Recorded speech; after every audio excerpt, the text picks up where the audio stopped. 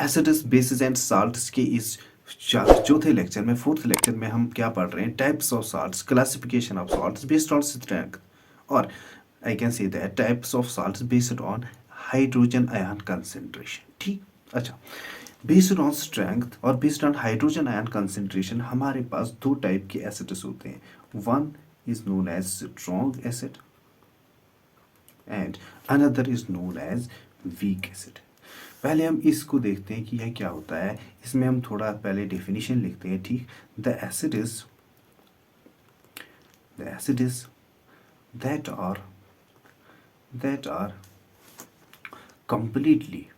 are completely ionized or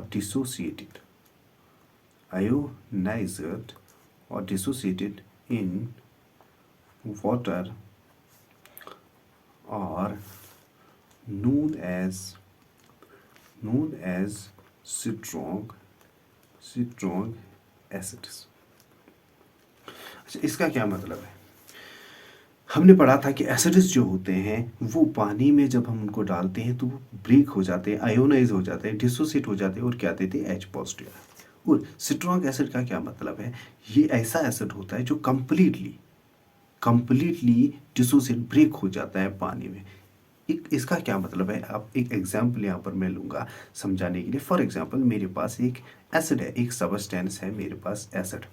for example, इस substance में क्या है? इसमें हाइड्रोजन जो है, हाइड्रोजन आयन्स जो है, फॉर एग्जाम्पल इसमें 100 हाइड्रोजन आयन्स है। ठीक, अब अभी तक मैंने इसको पानी में नहीं डाला। अब मैं इसको क्या करता हूँ? इसको मैं वाटर, पानी में डालता हूँ। ठीक, अब पानी में जब भी गया, इसकी कैपेसिटी कितनी है हाइड्रोजन आयन की?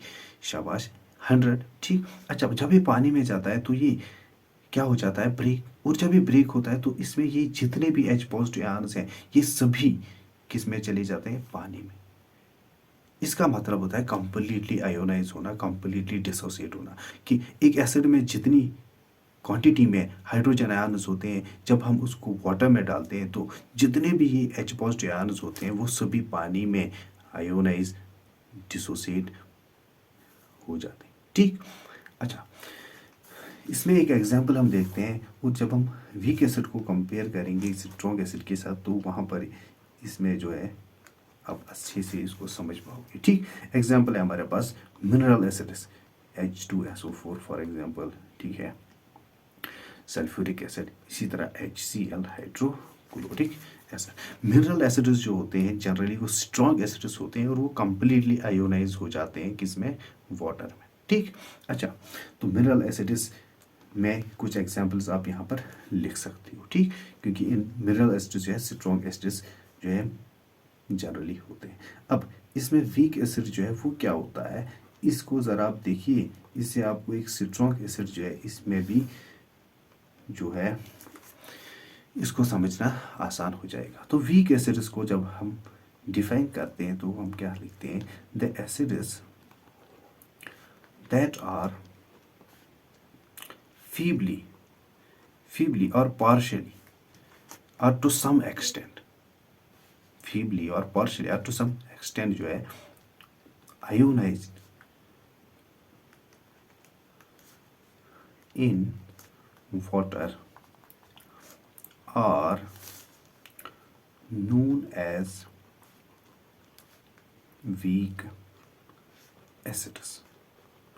ठीक, अच्छा, वीक एसिड्स का क्या मतलब होता है? कि ऐसे एसिड्स जो पार्शली या फीबली, जो कुछ स्मॉल पार्ट जो है उसका वो डिसोसिएट हो जाता है, बाकी मेजर पार्ट जो सबस्टेंस का होता है वो डिसोसिएट ही नहीं होता।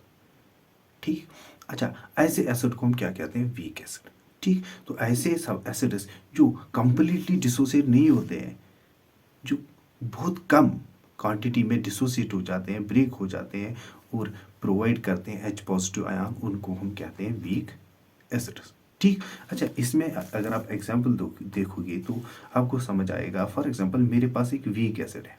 क्या है मेरे पास? Weak acid. अब इस वीक एसिड में क्या है मेरे पास? फॉर एग्जांपल, इसमें भी 100 H पॉजिटिव आयन है। एसिड में 100 H पॉजिटिव आयन है फॉर एग्जांपल, लेकिन एसिड क्या है? वीक। अब जब हम इसको क्या करेंगे? पानी में डालेंगे, वाटर में डालेंगे तो ये एसिड क्या हो जाएगा, ब्रेक। लेकिन जब ये ब्रेक होता है, ये कंप्लीटली ब्रेक नहीं होता है। उसका क्या मतलब है कि इसमें जो कैपेसिटी थी एच पॉजिटिव आयंस की वो कितनी थी, 100। तो एक्सपेक्टेड क्या था कि ये पानी में जाके 100 एच पॉजिटिव आयंस देगा। लेकिन जब ये पानी में जाता है तो ये जो इसके पास 100 एच पॉजिटिव आयंस होते हैं ये सभी डिसोसिएट नहीं होते। ये कुछ परसेंट जो है इसमें एच पॉजिटिव आयंस जो है वो पानी में चली जाते हैं। मान लो इसमें फॉर एग्जांपल मैं समझाने के लिए यहाँ पर एग्जांपल ले रहा हूँ कि इसमें 5 एच पॉजिटिव आयंस जो है जब ये पानी में चला जाएगा तो इसमें 5 एच पॉजिटिव आयंस जो है वो पानी में चले जाते हैं। मतलब इसका 5% जो है वो डिसोसिएट हो जाता है। बाकी 95% एच पॉजिटिव आयंस जो है वो इसी वीक एसिड की शक्ल में रहते हैं। ठीक, तो ऐसा एसिड जो कंप्लीटली अपनी कैपेसिटी के हिसाब से एच पॉजिटिव आयंस जो है वो फर्निश नहीं करता, जब हम उसको क्या करते हैं वाटर में डालते हैं तो उसको हम वीक एसिड कहते हैं। ठीक, तो यहाँ पर इस एग्जांपल में 100 एच पॉजिटिव आयंस इस एसिड में थे, लेकिन क्योंकि ये वीक था हमने जब इसको पानी में डाला इसने जो एक्सपेक्टेड 100 एच पॉजिटिव आयंस थे इतने एच पॉजिटिव आयंस नहीं दिए, हाइड्रोजन आयंस नहीं दिए, लेकिन इसने कितने दिए, 5 एच पॉजिटिव आयंस। तो कंपैरेटिवली अगर हम देखेंगे इसने बहुत कम एच पॉजिटिव आयंस दिए, मतलब ये बहुत कम डिसोसिएट हो गया।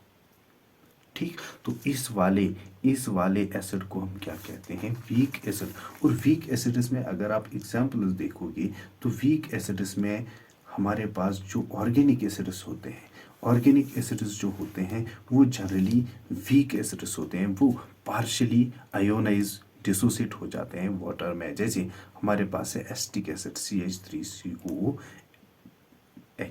एसिटिक एसिड, ये एक वीक एसिड होता है क्योंकि एक ऑर्गेनिक एसिड है, ये वीक एसिड है। और ये CH3COH जो है अगर आप इसको पानी में डालोगे तो ये कंप्लीटली आयोनाइज नहीं होता, जितने इसके पास एच पॉजिटिव आयंस होते हैं वो पानी में नहीं चले जाते, वो ब्रेक नहीं हो जाते। ठीक, और भी एग्जांपल्स आप दे सकते हो कोई भी ऑर्गेनिक एसिड यहाँ पर। ठीक, तो इसको मैं सम अप करता हूँ जल्दी से। जो स्ट्रॉन्ग एसिड्स जो है ऐसे एसिड्स होते हैं जो कंप्लीटली आयोनाइज हो जाते हैं वाटर में, और इसमें आप कोई भी मिनरल एसिड्स जो है उनके एग्जांपल ले सकते हो। और वीक एसिड्स जो हैं ऐसे एसिड्स होते हैं जो फीबली या पार्शियली आयोनाइज हो जाते हैं, डिसोसिएट होते हैं वाटर में। और इसमें जो आप एग्जांपल्स दे सकते हो वो कोई भी ऑर्गेनिक एसिड जो है उसको आप यहाँ पर एग्जाम्पल के तौर पे यूज़ कर सकते हो। ठीक, तो आज के लिए इतना ही। नेक्स्ट लेक्चर में हम पढ़ेंगे